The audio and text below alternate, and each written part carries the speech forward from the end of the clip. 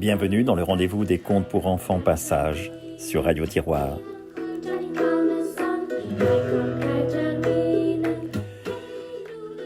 Charles Christian Andersen, Le crapaud. Voilà le conte d'aujourd'hui, Le crapaud.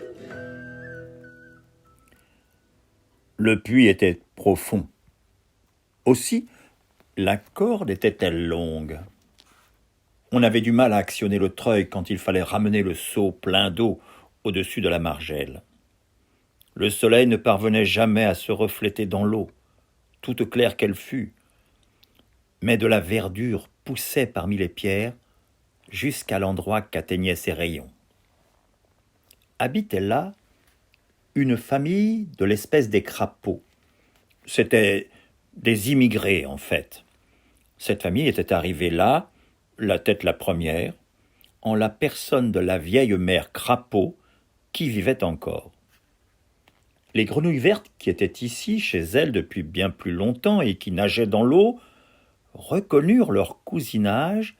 Ils décidèrent de les appeler les visiteurs du puits. Oh, ceux-ci avaient certainement l'intention de rester. Ils vivaient là, fort agréablement, au sec, comme ils appelaient les pierres mouillées. La mère grenouille avait voyagé autrefois. Elle avait été dans un seau d'eau quand il remontait, mais il faisait trop clair pour elle. Elle avait eu mal aux yeux. Heureusement, elle s'était échappée du seau. Elle était tombée dans l'eau avec un plouf effroyable. Et elle était restée allongée 3 jours ensuite. Elle avait mal dans le dos. Elle n'aurait pu raconter grand-chose du monde d'en haut, mais ce qu'elle savait, et ce qu'ils savaient tous, c'est que le puits n'était pas le monde entier. La mère Crapaud aurait fort bien pu raconter une chose ou une autre, mais elle ne répondait jamais quand on la questionnait. Aussi ne la questionnait-on pas. « Elle est grosse et laide, elle est affreuse et grasse, elle est grosse et laide, elle est affreuse et grasse, » disaient les jeunes grenouilles vertes. « Ces petits sont tout aussi affreux, ces petits sont tout aussi affreux. »« C'est bien possible, » disait la mère Crapaud. « Mais il y en a un qui a une pierre précieuse dans la tête, ou si ce n'est pas lui, c'est moi. » Et les grenouilles vertes entendirent cela en ouvrant de grands yeux. Et comme cela ne leur plaisait pas, elles se retournèrent et allèrent au fond.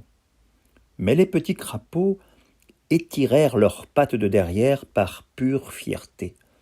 Chacun d'eux croyait avoir la pierre précieuse, et ils gardaient la tête bien immobile, mais ils finirent par demander de quoi ils étaient fiers, et ce que c'était que cette pierre précieuse en fait.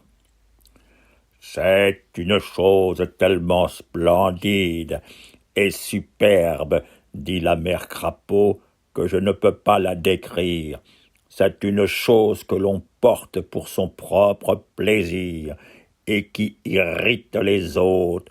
Mais ne questionnez pas, je ne répondrai pas. »« Bon, ce n'est pas moi qui ai la pierre précieuse, » dit le plus petit crapaud. Il était aussi laid qu'on peut l'être. « Pourquoi aurais-je une pareille splendeur? Et si cela irrite les autres, ça ne peut pas me faire plaisir. Non, tout ce que je souhaite, c'est de pouvoir monter un jour sur la margelle et voir au dehors. Oh, ça doit être formidable. »« Reste plutôt où tu es, » dit la vieille crapaude. « Tu connais les lieux, tu sais ce que c'est. Prends garde au seau, il t'écrasera, et si par hasard tu y entres, tu peux tomber. Tout le monde n'a pas autant de chance que moi en tombant. Tout le monde ne garde pas tous ses membres et ses œufs intacts. »« Quoi, quoi ?» dit le petit. Et c'était comme lorsque nous autres humains disons « hélas ». Il avait tellement envie de monter sur la margelle et de voir au dehors, il éprouvait un tel désir de la verdure là-haut. Et lorsque, le matin suivant, par hasard, le seau plein d'eau fut remonté et qu'il resta immobile un instant devant la pierre où se trouvait le crapaud, la petite bête frémit intérieurement, elle sauta dans le seau tout plein, elle tomba au fond de l'eau, laquelle fut remontée ensuite et versée. « Ah, pouah, quelle horreur !»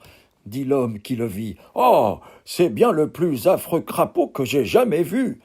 Et il donna un coup de pied au crapaud qui faillit être estropié, mais en réchappa tout de même en pénétrant dans les hautes orties. Il voyait tige sur tige, il voyait aussi vers le haut. Le soleil brillait sur les feuilles, elles étaient toutes transparentes. C'était pour lui, comme pour nous autres humains, quand soudain nous pénétrons dans une grande forêt où le soleil brille parmi les branches et les feuilles. « Oh, il fait bien meilleur ici qu'en bas dans le puits. Ici, on pourrait avoir envie de rester toute sa vie, » dit le petit crapaud. Et il y resta 1 heure. Il y resta 2 heures. « Qu'est-ce qu'il peut bien y avoir au dehors ? Puisque me voici arrivé si loin, il faut que je tâche de continuer. » Et il rampa aussi vite qu'il pouvait ramper. Et il déboucha sur le chemin où le soleil brillait et où il fut saupoudré de poussière en traversant la grande route. « Ah, ici, on est vraiment au sec, » dit le crapaud. « C'est presque trop bien pour moi. J'en ai des chatouillements. » Alors, il atteignit le fossé. Y poussaient des myosotis et des spirées. Tout près, il y avait une haie vive avec du sureau et de l'aubépine. Des convolvulus s'y enlaçaient, toutes les couleurs qu'il y avait à voir. Un papillon volait aussi par là. Le crapaud crut que c'était une fleur qui s'était détachée pour mieux regarder autour d'elle de par le monde.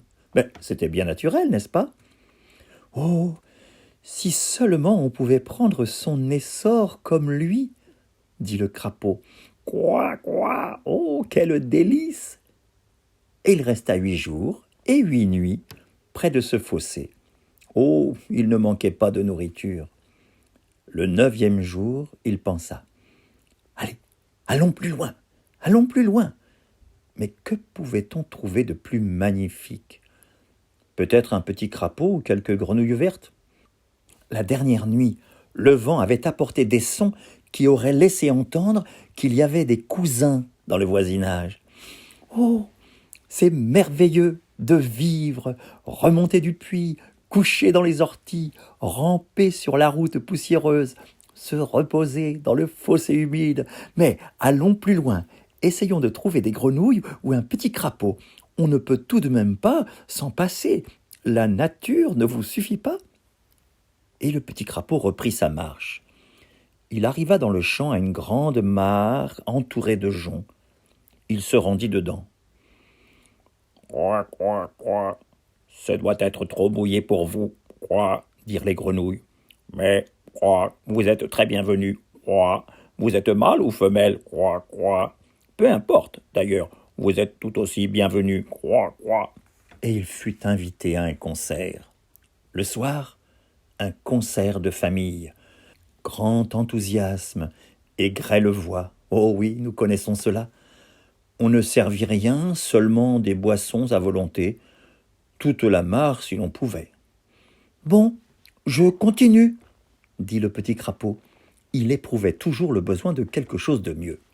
Il voyait scintiller les étoiles, si grandes, si claires. Il voyait luire la nouvelle lune. Il vit le soleil se lever, monter de plus en plus.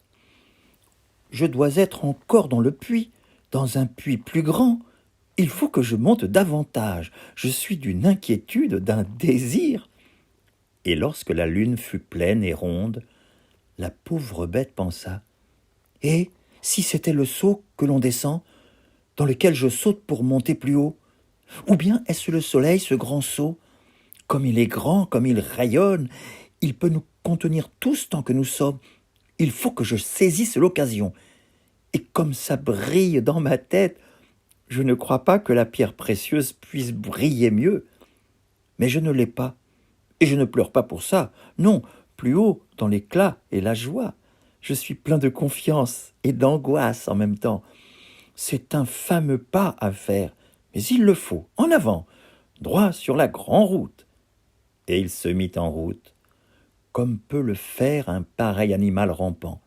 Et il se trouva alors sur le grand chemin où habitaient les humains. Il y avait et des jardins fleuris et des potagers, et il se reposa dans un potager. Tout de même, comme il y a des quantités de créatures diverses que je n'ai jamais connues. Oh, comme le monde est grand et béni! Mais il faut regarder autour de soi dans ce monde-là aussi et ne pas rester en un seul endroit. Et il bondit dans le potager.